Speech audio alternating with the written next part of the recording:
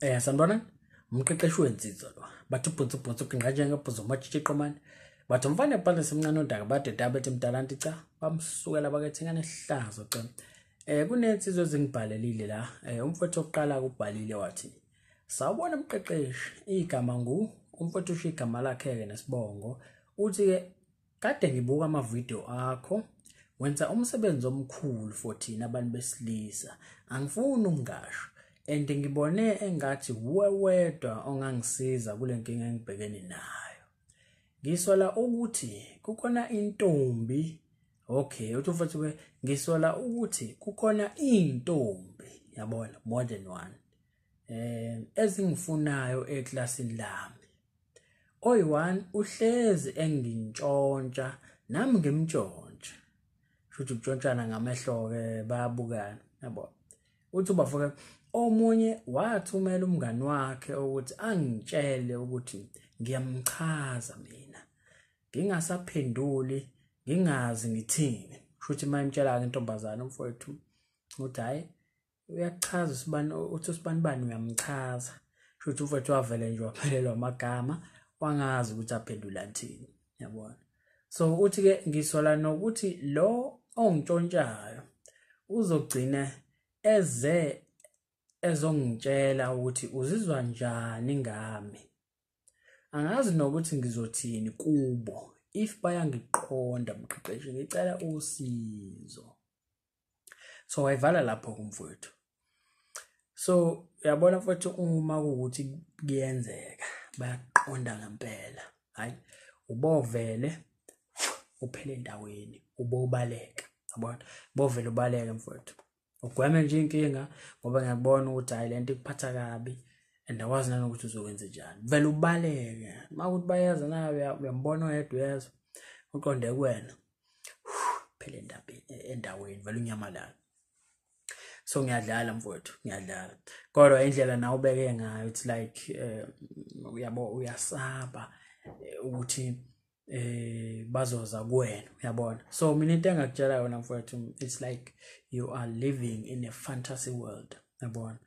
So angifuni ukusho ukuthi amantombazana awakwenzi lokho, ukuthi izintombazane izozibika kuwena njengoba uchaza ikutshela indlela ezizwa ngayo, yabona. Angifuni ukuthi ayikwenzi lokho ngoba there's 0.01 chance, 0.01% chance ukuthi kwenze lokho. So ama-chance mancane kakhulu, amathuba mancane kakhulu ukuthi intombazane ifike iza kuwena izokutshela indlela ezizwa ngayo. Angisho ukuthi awakwenzi, yabona. So intombazane isikhathi esiningi mayigcwele ngabe yenze njani, iyafika ikhombisa nje ngama-signs, yabo. Ikhombisa ngama-signs amaningi nawo ukukhombisa nje ukuthi hayi igcwele ngawo, bese kuba wena ukuthi hayi uzimisele ngayo noma uyabona lo masana ikhombisa wona njengayo lo ibalayo ukuthi hayi niyatshontshana. But isikhathi esiningi ke kuyenzeka kuba uqondana ngamehlo nje, yabo. Uzitshela ukuthi hayi niyatshontshana noma ususeduze umuntu kunento ayibukayo kuwena azothi mangabe sekutshela yona bese yaphoxeka, yabo. So uyabona ke futhi njengoba uyibeke kanje ukuthi ke mangathiwa bayeza ke bazokutshela, uyakutshela ke lo yedwa utheni lapha, angazi nokuthi ngizothini kubo osho bobabili. Ake sithi oyedwa wabo ke kuyenzeka lo 0.01% chance kuyenzeka ngaphela futhi mina ngirespondent wena oyibhalile, yabo. Ake sithi kuyenzeka ke yiza amathuba emancane. Ake sithi kuyenzeka lentombazane eyodwa yabo iyafika izosibika kuwena njengobusho, yabona. Ukuthi hayi igcwele ngawe noma ifika izichaze bese iyakutshela ukuthi hayi iyakuthanda, yabo. Ake sisho kanjalo ngoba phela indlela owenza ngayo. So awazi wena ukuthi uzophendula uthini leso simo. So ake sithi kuyenzeka yazibeka ingane iyakutshela ke futhi ukuthi hayi iyakuthanda. So lento ke kabili so dependa kuwena ukuthi uyayithanda lengane, yabo. Uma uyithanda ningi indlela ongaresponda ngazo. Enye indlela ongaresponda ngazo ungayitshela ukuthi hayi uyayizwa inkulumo yayo and uyayijabulela kakhulu.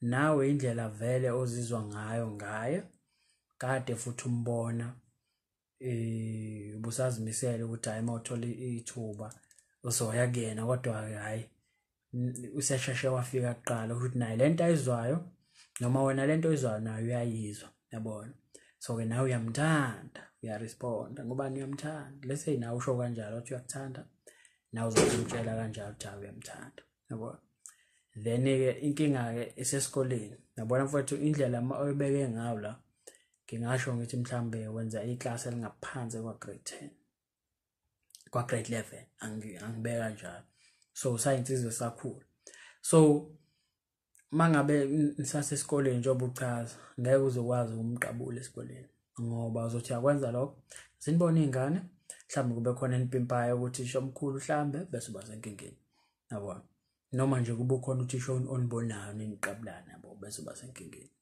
so iyona ndlela ongaresponda kanjalo yenye indlela ongaresponda kanjalo uma ukuthi lo 0.01% chance uyenzeka uyafika azozibika kwena kodwa uma kuukuthi awumthanda uyazibika kwena mayiseqedile ziningi nakhona indlela ongaresponda ngazo kodwa enye nje indlela ongayisebenzisa ungamtshela ukuthi uyayizwa inkulumo yakhe kodwa uyacela ukuthi ke lento nibheke kahle ngonyaka ozayo yabona uzama ukum-understandisa nje ukuthi hayi okwamanje ake nithi ukufocus ezincwadini kodwa lento le ngizoqala kahle ukuyibhekisisa ngonyaka ozayo ngobani awuyifuni awuyithanda yabona unokuthi umphoxe umtshela ukuthi hayi awumfuni kanjani so mfowethu ngeresponda kwi-situation yakho so ngeke ngithi mina hayi ngeke iziyenzeke yabona ngeke intombazane izifike lapho ifika kwena izokutshela ngoba mina ngikho kuleyo situation yakho wena obonayo umhlaziyi wabona yonke into eyenzakalayo wena uyabona ukuthi ngase kwenzeke so ngiresponda entweni oyibhalile but mancane amathuba mfowethu angifuna ukudlala ngawo ibukeka ifantasy lento ocabanga ukuthi izokwenzeka yabo kodwa ke beyithi angiresponde lapho so umfowethu wesibili kubhalile ke wathi la bafoko sabona mnumzana ngithemba uyaphila kwani ngiyaphila mfowethu ngithembe nawe uyaphila uthi bafoko igama umfowethu usho igama lakhe uthi ke ohlala eKokstad uthi bafoko ngiwumuntu owabukayo amavideo wakho kodwa ngizwa ngisahluleka ukuzibika kwintombi eqashe kwelinye lamagumbi wasekhaya aqashisayo so kusho ukuthi umfowethu ke ngiyacabanga ukuthi uyingane kaMastendeke la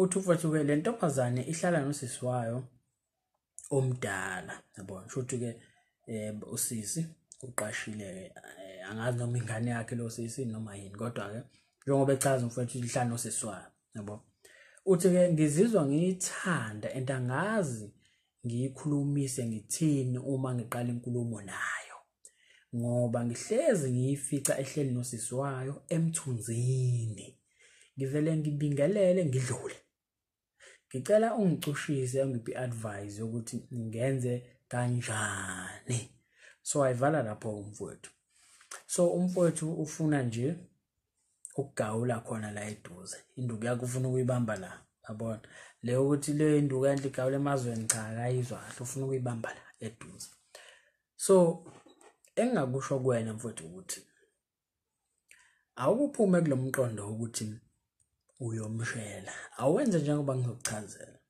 ubone ukuthi ngeke into yakhe izilungu awuphume kulomqondo ukuthi ufuna ukumshela ufuna ithuba nobabili bese uyamshela ke yabo phuma kulomqondo kodwa nje ukuthi kufanele umshele so into engifuna ukuyenze is very simple njengenjwayelo angithi ukuthi ubabona kuphi ubabona isikhathi esiningi uhlezi nosisi wakhe emthunzini mawubona behlele emthunzini angithi kini vele lapho so ujwayela usabulutho ungasaba umuntu ekini ndoda ngabe yaganga so akuye kubona bobabili angithi vele uthi wena ubahlezi ubathola bebabili behleli ngaphansi komthunzi isikhathi esiningi so ake sithi kuyenzeka ke iyakubona bobabili sekubabingelele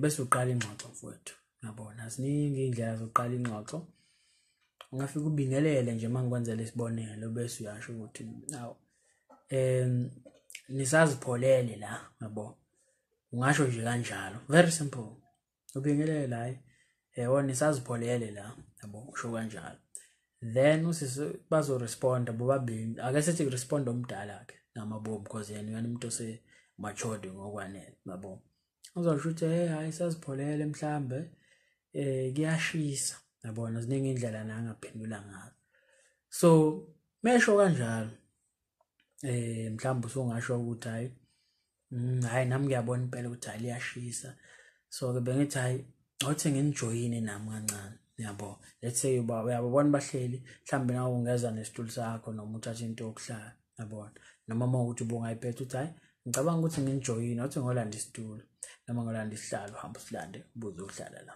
so uma usuhleli nabo uyabaxoxisa nje niyazixoxela nje and uzama ukuba understanda ukuthi basuka kuphi njengoba sebehlala la kini njengoba beqashe la kini yabo mhlambe bakhona endaweni noma baze ngomsebenzi angithwa nawubazi so ufuna ukubathola yabona wakha in lapho ingxoxo nabo uyazixoxela nabo yabo ungababuza nje ukuthi hayi so iyajwayeleka kodwa indawo yabona mhlawumbe bazobe sebekuvezela ukuthi hayi thina sabakhona endaweni yabo indawo esiyijwayele siyayazi le ndawo noma bazothi hayi akufani kona ekakajwayeleki kangaka uma uthi abona abasendaweni ngikwenzela isibonelo sengxoxo ngizama ukukukhombisa mfowethu ukuthi relaxile uzikhulumela nabo it's very easy yabo kodwa inhloso yami la engiqonda ukusho kwena ukuthi khuluma nabo uzixoxele nabo ungayi njengomuntu oyoshela nengane yabo uzama ukuthi nijwayelane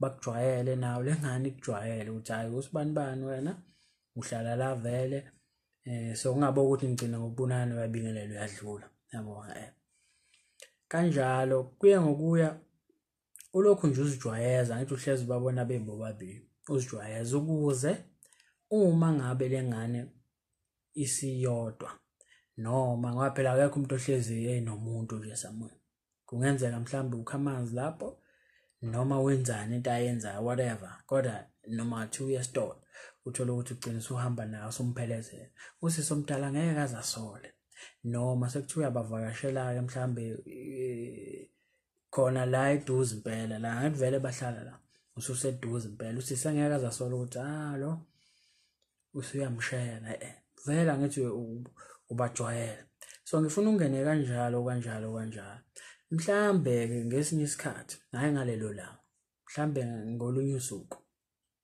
usuyolala into ongamtshela yona ngaphela kufanele abone yena ake sithi uyalithola ithuba mhlambe sekulate inyana usuyolala bese uyamtshela ukuthi yazi angazi ukuthi lento engizokutshela yini izokuphatha kanjani kodwa nje bengifisa ukukwazisa ukuthi hayi cha uyangichaza mfowethu yes ungaphatheki kabi ungathuki kodwa nje bengithi angikwazise lokho cha uyangichaza yabo so ulale kahle uhambe kanjalo mhlawumbe uzobonga noma uzokwenzana yabo but inhloso yakho ukumkhombisa ukuthi ugcwele ngaye so nawe usezobona ukuthi hayi uyamfuna yabo so uyiqhubeka kanjalo once naye wabona mfowethu ukuthi uyamfuna and mengenankinga naye mayifuna isosho uzobona izinto ezizenzakalela yabo kodwa angabukhona isimo la khona usuthi usumpintshele khona nabo usumtshela ukuthi hayi uyamthanda washo wacima relax uzobona isimanga yenza njengoba ngisho nje uloku usondela kancane but make wamtshela kanjalo njengoba ngisho ukuthi hayi wamtshela ukuthi hayi uyachaza makuthi uyabonga ubuyihambela uzobona ngakusasa indlela azobe senza ngayo towards wena because usobe sekubuka ngelinye ihlo akade ngakubunga lo before yabo so uyiqhubeka kanjalo ngamabomu uzobona ukuthi kuzokwenzakalana uzobona ukuthi uma isikhathi siqhubeka ngeke yini uzukuthola ukhisi yabona mawuyinsizwe layithileka kodwa mubhayiza ngaphela nawe uzokukhombisa mangabe ekufuna yabona kodwa mangabe engakufuni aha mfowethu ngeke uzokuvalela zonke indlela ozizamayo yabo so awuwenze kanjalo sibone ukuthi ke kwenzakalani but mangabe ubona ukuthi hayi kwenzile lokho and awulibona ushintsho lenzakalayo kwathuba ulitholi ukuthi nikwazi ukuthi nibe nobabili, ngingakujabulela mfowethu ukuthi uphinde ubuyele kumina ukuze sibone ukuthi lento siyimisa kanjani. Kodwa bengifuna nje uyenze kanjalo ibe simple, kungasolakali lutho, kodwa wena ubuka imission yakho naye lo muntu, naye azogcina ebonile and usisi wakhe agcine engabonanga lutho. So ngiyathemba ngizwa mfowethu endizokwenza kanjalo nabo. Kodwa nje yoba ngisho ukuthi mawubona ukuthi hayi akwenzeki lutho, ngingathanda ukuthi ubuyele kumina siphinde siyibone lento singayimisa kanjani. So ke mangabe unesifiso sokubhalela umqeqeshi wensizwa, ungambhalela ku-email ethi mqeqeshwensizwa@gmail.com. uma nje ufisa ukuthi mina nawe sibonisane ngodaba lakho, ukhumbuleke mfowethu ukuthi kamqeqeshi wensizwa Ngiyiqale injabulo, sho mfowethu.